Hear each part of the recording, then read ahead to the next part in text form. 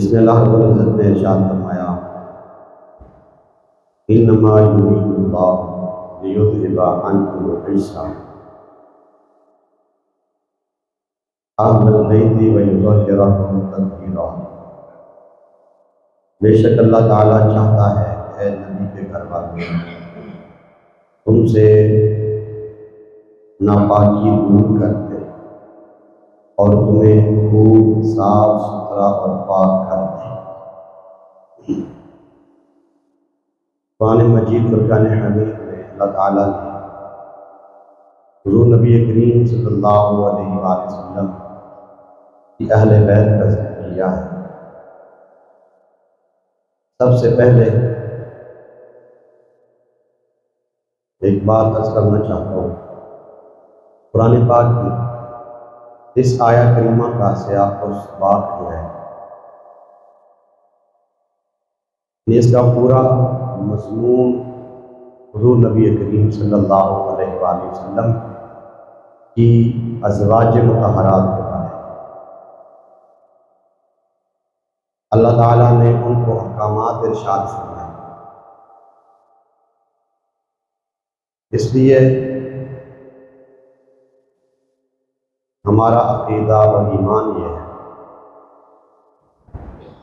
کہ حضور نبی کریم صلی اللہ علیہ وآلہ وسلم کی ازواج مطہرات بھی اہل بیت میں شامل ہیں۔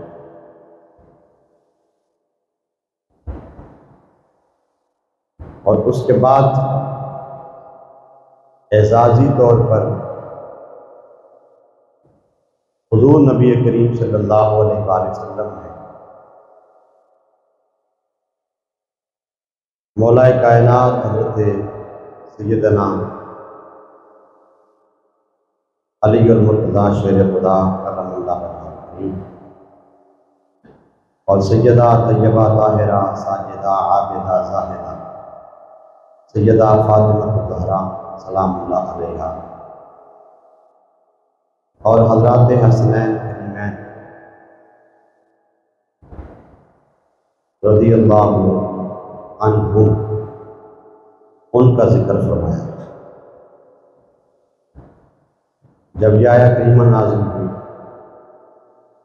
حضور نبی کریم صلی اللہ علیہ وآلہ وسلم نے دعا مانگی، اللہم ہؤلاء اہل بیتی اذھب عنہم الرجس وطہرہم تطہیرا، کہ اے اللہ یہ میرے گھر والے ہیں، ان سے ناپاکی دور کر دے اور انہیں خوب صاف ستھرا اور پاک کر دے۔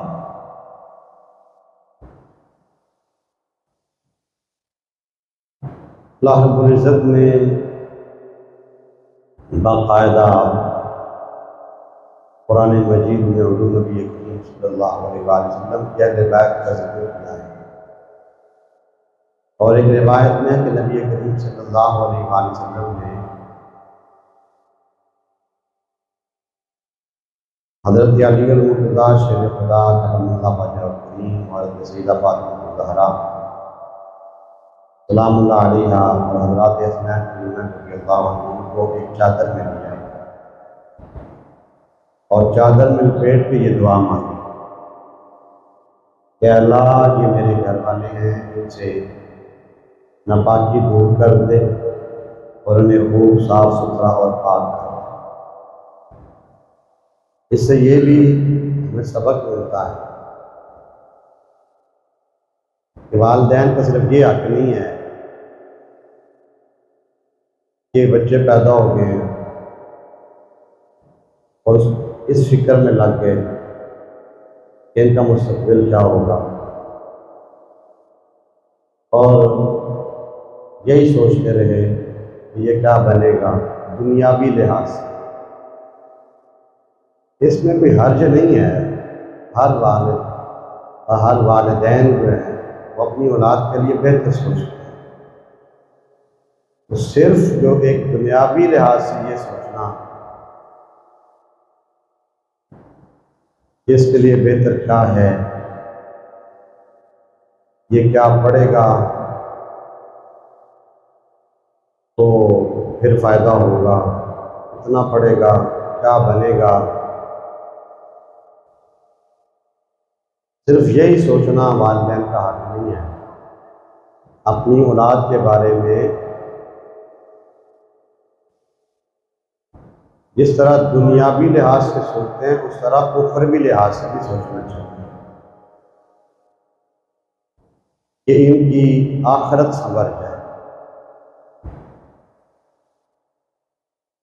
یہ اس طرح زندگی گزارے کہ اللہ بھی ان پہ راضی ہو جائے اور اللہ کا رسول بھی ان پہ راضی ہو جائے۔ یہ بھی والدین کا حق ہے۔ جو سرپرست ہے وہ جس طرح دنیاوی لحاظ سے سوچتا ہے اس کو اخروی لحاظ سے بھی اس طرح سوچنا چاہیے۔ جو بھی عمل نبی کریم صلی اللہ علیہ وآلہ وسلم کا ہوتا ہے وہ اپنی امت کے لیے۔ عربی کا ایک مقولہ ہے کہ حکیم کا ہر فعل جو ہوتا ہے نا اس میں ایک حکمت ہوتی ہے۔ نبی کریم صلی اللہ علیہ وآلہ وسلم اپنی امت کے لیے حکیم ہے۔ یہ میں نہیں کہہ رہا، رب کا قرآن فرما فَيُعَلِّمُهُمُ الْكِتَابَ وَالْحِكْمَةَ کہ اللہ کے نبی کتاب کی تعلیم دینے کے لیے بھی آئے ہیں اور حکمت کی تعلیم دینے کے لیے۔ اور دوسرا وَيُزَكِّيهِمْ وہ اپنی امت کو پاک کرنے کے لیے آئے ہیں۔ تو ان کا ہر عمل جو ہے، جو بھی ہم دیکھیں جس لحاظ سے اپنے گھر والوں کے ساتھ سلوک ہو، جو باہر والوں کے ساتھ سلوک ہو، ساری زندگی کو اللہ تعالیٰ نے ہمارے لیے ایک نمونہ بنایا۔ لَقَدْ كَانَ لَكُمْ فِي رَسُولِ اللَّهِ أُسْوَةٌ حَسَنَةٌ۔ اللہ تعالیٰ فرماتا ہے کہ اللہ کے رسول کی زندگی جو ہے وہ تمہارے لیے بہترین نمونہ ہے۔ تو نبی کریم صلی اللہ علیہ وآلہ وسلم نے اس لحاظ سے محبت کا ایک پہلو یہ بھی رکھا کہ اگر آپ اپنی اولاد سے محبت کرتے ہیں تو پھر ان کی آخرت کے بارے میں سوچیں۔ اس لیے دعا مانگی کہ اللہ یہ میری اہل بیت ہیں، میرے گھر والے ہیں، اذہب عنہم الرجس ان سے ناپاکی کو دور کر دے اور انہیں خوب صاف ستھرا اور پاک کر دے۔ کتنی پیاری دعا ہے۔ دعا مانگنے والے کون؟ میں نے پچھلے جمعہ المبارک کو بھی عرض کیا تھا کہ یہ دعا حضور نبی کریم صلی اللہ علیہ وآلہ وسلم کی دعا ہے، اور دعا کتنی پیاری ہے۔ پھر آپ یہ سوچیں کہ جن کے لیے اللہ کے نبی دعا مانگے خصوصی طور پہ، بتائیں ان کا مقام و مرتبہ کیا ہو، ان کی شان کیا ہو۔ اور تربیت اس انداز میں فرمائی ہے حضرت امام حسین رضی اللہ تعالیٰ عنہ اور حضرت امام حسن رضی اللہ تعالیٰ۔ کچھ صدقے کی کھجوریں ہیں تو بچے ہوتے ہیں، وہ اٹھا کے نا، ایک کھجور حضرت امام حسن نے اٹھائی، ایک امام حسین نے اٹھا کے کھانے لگے۔ تو نبی کریم صلی اللہ علیہ وآلہ وسلم نے فرمایا کخ کخ، جس طرح ہم کہتے ہیں کہ یہ جو بھی چیز ہے کوئی بچہ ایسے کھا رہا ہے تو کہتے ہیں تو کرو، انہوں نے فرمایا کہ یہ اپنے منہ سے نکال دو، کیونکہ صدقہ جو ہے یہ تمہارے لیے حرام ہے۔ بچپن سے ہی یہ بات ذہن میں بٹھائی ہے کہ کیا چیز حرام ہے اور کیا چیز حلال ہے۔ یہ نہیں کہا چلو بچے نے جی خیر ہی بچے ہی سن، جو آج کل ہمارا انداز ہے، بچے بڑے ہو گئے سمجھدار ہو جائیں گے۔ بھائی جو چیز آپ بچپن میں ان کے ذہن میں بٹھاؤ گے وہ ساتھ ساتھ جس طرح بچہ پڑھتا جائے گا اسی طرح وہ جو آپ نے اس کی تربیت کی ہے وہ بھی ساتھ ساتھ پروان کرتی جائے گی۔ حضور نے پھر خود انگلی مبارک منہ میں ڈال کے تو کھجوریں باہر نکالی۔ یہ تربیت کا انداز ہے۔ اب جن کی اس انداز میں تربیت ہو پھر ان کی زندگی آپ سمجھ سکتے ہیں کہ کس طرح کی ہوگی، کہ ان کی زندگی ایسی زندگی ہے کہ زندگی میں ہر لمحہ یہ کوشش کی ہے کہ کوئی ایسا عمل کرے جس سے خدا بھی راضی ہو جائے اور خدا کا سونا مصطفیٰ بھی راضی ہو جائے۔ ساری زندگی یہی کوشش کی ہے۔ یہ وہ اہل بیت اطہار ہیں جن کا ہم ذکر کرتے ہیں، اور یہ ذکر ہم صرف اس لیے نہیں کرتے کہ یہ تو ہماری کو مجبوری ہے، بلکہ یہ ہمارا فرض ہے۔ حضور نبی کریم صلی اللہ علیہ وآلہ وسلم نے غدیر قوم پہ کھڑے ہو کے خطبہ چاہتے ہیں جب حج سے واپس آ رہے تھے۔ ایک خطبہ تو آپ کو بہت یاد ہے، کتابوں میں بھی پڑھایا جاتا ہے، سنایا بھی جاتا ہے، کہ کسی عربی کو اجمی پر، کسی اجمی کو عربی پر، کسی کو گورے کو کالے پر، کسی کالے کو گورے پر کوئی فضیلت حاصل نہیں ہے۔ اللہ تعالیٰ کے نزدیک فضیلت والا وہ ہے جو زیادہ متقی اور پرہیزگار ہے۔ اور اسی خطبے میں حضور نبی کریم صلی اللہ علیہ وآلہ وسلم نے مسلم شریف کی روایت ہے، ایک خطبہ ارشاد فرمایا، میں انا تارک فیکم الثقلین، میں تم میں دو وزنی اور بھاری اور قیمتی چیزیں چھوڑ کے جا رہا ہوں۔ اولہما، سب سے پہلی چیز کیا ہے؟ کتاب اللہ، اللہ کی کتاب۔ سب سے پہلی چیز کیا ہے؟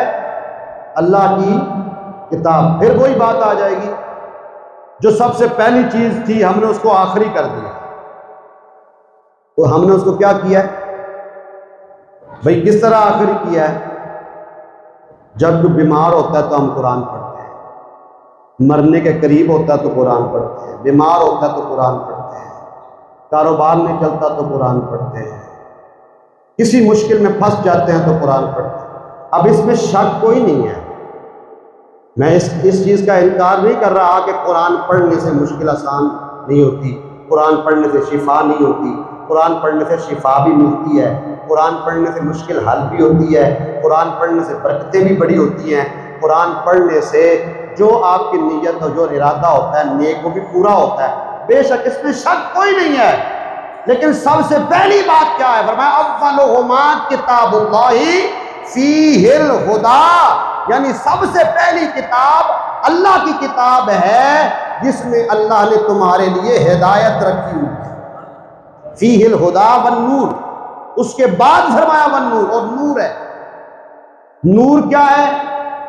یعنی ہدایت کے بعد اب آپ جس انداز میں بھی، جس مقصد کے لیے، جائز مقصد کے لیے آپ قرآن پڑھیں گے، اللہ تعالیٰ تمہاری مشکل کو آسان فرما دے گا۔ اور میں سب سے پہلی کتاب چھوڑ کے جا رہا ہوں، کتاب اللہ، اللہ کی کتاب، فیہ الہدی والنور، اس میں ہدایت بھی ہے اور نور بھی ہے۔ اور اس کے بعد فرمایا فخذوا بکتاب اللہ، پھر فرمایا اللہ کی کتاب کو مضبوطی سے پکڑ لو، اللہ کی کتاب کو مضبوطی سے، یہ حضور کی حدیث سنا رہا، اللہ کی کتاب کو مضبوطی سے پکڑ لو، اور وَلْتَمْسِكُوا بِهِ فَحَسَّ عَلَىٰ کتاب اللہ۔ کتنی دفعہ؟ پہلی دفعہ جب فرمایا تو کتاب اللہ، پھر فرمایا کتاب اللہ، پھر فرمایا کتاب اللہ، فَخُذُوا بِكِتَابِ اللَّهِ وَلْتَمْسِكُوا بِهِ فَحَسَّ عَلَىٰ کتاب اللہ، مضبوطی سے کتاب کو پکڑ لو، اور پھر اس انداز میں قرآن کو مضبوطی کے ساتھ پکڑو کہ تمہیں جو کچھ مرضی مشکل آ جائے تو اس مشکل کے ڈر سے قرآن کو نہیں چھوڑنا، ہر حال میں قرآن کا دامن جو ہے وہ تھامے رکھنا۔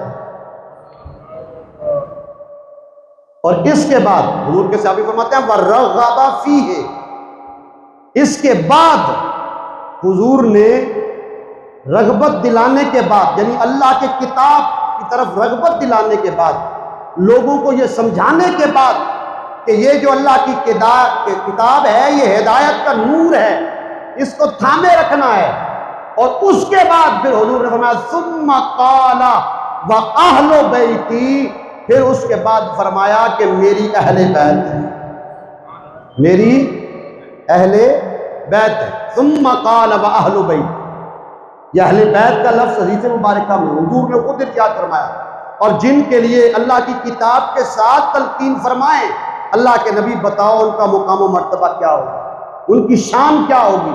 ثم قال وَأَهْلُ بَيْتِي، اور پھر اس کے بعد فرمایا اذکرکم اللہ فی اہل بیتی، اذکرکم اللہ فی اہل بیتی، کہ میرے غلاموں، میرے امتیوں، میں اپنی اہل بیت کے بارے میں تمہیں اللہ کی یاد دلاتا ہوں۔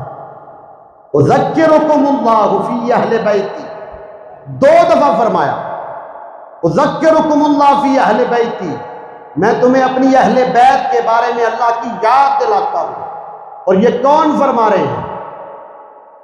جو ہمارے لیے سراپا حیات ہے، سراپا ہدایت ہے، جن کو اللہ تعالیٰ نے ہمارے لیے مبعوث فرمایا ہے۔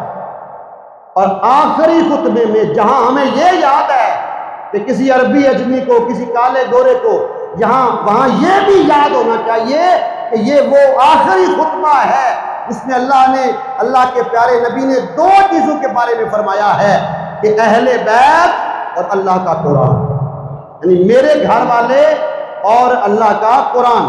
اب اتنی فضیلت ملے، اتنی عظمت ملے، تو میں اکثر کہتا ہوں یہاں پہ کسی کے پاس بھی، نہ میرے پاس نہ آپ کے پاس، کسی کے پاس بھی کوئی سند نہیں ہے، کوئی ڈگری نہیں ہے کہ وہ یہ کہے کہ میرے لیے یہ فلاں آیت یا فلاں حدیث کی روایت جو میری فضیلت میں آئی ہے۔ کوئی بندہ یہ نہیں کہہ سکتا۔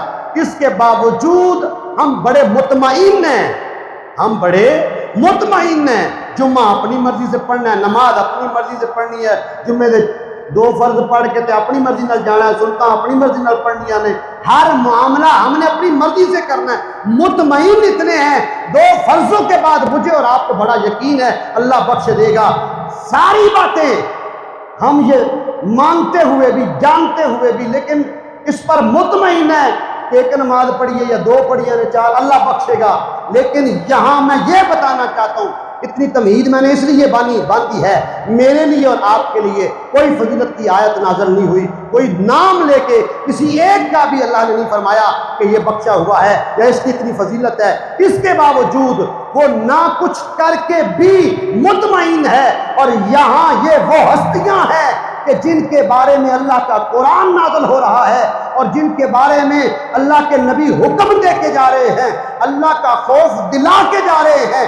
جب ان کی زندگی پہ نظر پڑتی ہے تو زندگی کی ایک نماز بھی قضا نہیں ہوتی، بلکہ ہر لمحہ گھر کا جو بھی کام کر رہے ہیں، جو جائز اور اچھا کام کر رہے ہیں، اس کام کے دوران بھی ان کی زبان پر اللہ کا قرآن ہے۔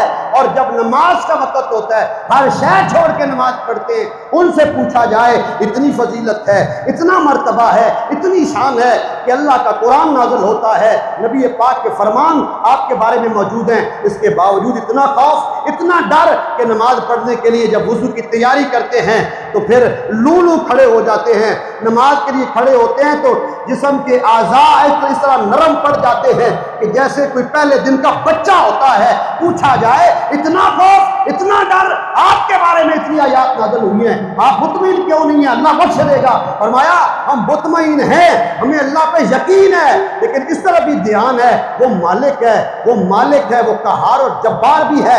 جہاں وہ نعمتوں کا نزول فرماتا ہے، اگر وہ ناراض ہو گیا تو پھر ہمارا کیا بنے گا؟ فرمایا دونوں طرف ہماری نظر ہے اور دین اسی میں ہے، یہ یاد رکھیں، الدین بین الخوف والرجاء۔ دین اس کا نام بھی نہیں ہے کہ بندیاں نوں ڈرا کے انہوں کا کھ نہ چھڈو، دین اس کا نام بھی نہیں ہے۔ اور دین اس کا نام بھی نہیں ہے کہ کہا سال بعد 1 دیگ پکا لے، 2 نعت خواں بلا لے، 10 مولوی اکٹھے کر لے، 150,000 لاکھ بندہ اکٹھا کر لے، عمرے کا ٹکٹ رکھ لے، بخشے جائے گا۔ دین اس کا نام بھی نہیں ہے۔ فرمایا الدین بین الخوف والرجاء، دین خوف اور امید کے درمیان ہے، دین خوف اور امید کے درمیان ہے، یعنی اللہ کا خوف بھی ہونا چاہیے اور اس کی امید بھی ہونی چاہیے، اس سے نا امید بھی نہیں ہونا چاہیے، اس کا خوف بھی ہونا چاہیے، اس کا ڈر بھی ہونا چاہیے۔ تو یہ اہل بیت اطہار علیہ السلام جو ہیں، ان کی زندگیاں ایسی زندگیاں ہیں کہ ایک لمحہ بھی جو ہے وہ اللہ کے ذکر سے غافل نہیں ہوتے۔ حضرت امام حسین کے بارے میں آتا ہے کہ آپ کے غلام سے نا ایک برتن ٹوٹ گیا تو آپ کے چہرے پہ غصہ آیا، تو آپ اس کو جھڑکنے لگے، تو غلام بھی پھر حضرت امام حسین کا تھا، کسے پیر دا غلام تے نہیں سی کہ ساری زندگی باغ دی کوٹی کردیاں گزر گئی تے وضو دے فرض دا ہی نہیں پتا۔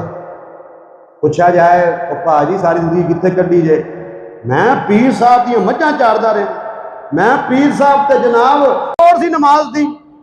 میں حیران ہوتا ہوں، میں کہتا ہوں پتہ نہیں وہ کیسا پیر ہے کہ جس کے پاس 12 سال تو نے گزارے، تمہیں وضو کے فرائض نہیں پتا۔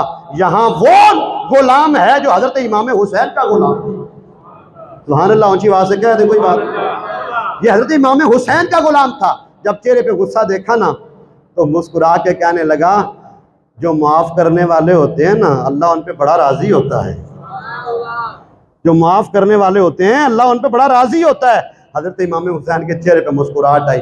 آپ نے صرف یہ نہیں فرمایا کہ تمہیں معاف کیا، آپ نے فرمایا تو نے میرا دل خوش کر دیا، کیونکہ اس نے قرآن پڑھا تھا، قرآن کی آیت پڑھی تھی۔ آپ نے فرمایا تو نے میرا دل خوش کر دیا ہے، کیا تمہیں میں نے معاف بھی کیا اور آزاد بھی کیا ہے۔ یہ ہے ان کا تعارف، اہل بیت کا یہ تعارف ہے۔ اہل بیت کا یہ تعارف نہیں کالے کپڑے پا لو، لٹاں لمیاں رکھ لو، پیروں جتی لا دیو، ہاں تے جناب انہیں آکھیا بھی کڑے پا لو، پیراں بیڑیاں پا لو، نک مرغیاں پا لو۔ یہ اہل بیت کا تعارف نہیں ہے۔ اہل بیت کا تعارف ہے کہ شریعت مصطفیٰ کی پابندی ہے۔ میں اکثر کہتا ہوں یار یہ جو محرم کا مہینہ آتا ہے اگر یاد منانی بھی ہے ان کی تو اس انداز میں مناؤ۔ وہ کپڑے کالے کرنے کے لیے نہیں آئے تھے، وہ تو لوگوں کے دل سفید کرنے کے لیے آئے تھے۔ انہوں نے تو لوگوں کو ہدایت کا نور بانٹا ہے۔ حضرت امام حسن کی زندگی پڑھیں، حضرت امام حسین کی زندگی پڑھیں، اہل بیت اطہار علیہ السلام کے جتنے افراد بھی ہیں سب کی زندگی پڑھیں، تو وہاں سے تو ہمیں یہی سبق ملتا ہے کہ وہ تو کائنات کو ہدایت کا نور بانٹنے کے لیے آئے تھے۔ اللہ تعالیٰ سمجھ عطا فرمائے۔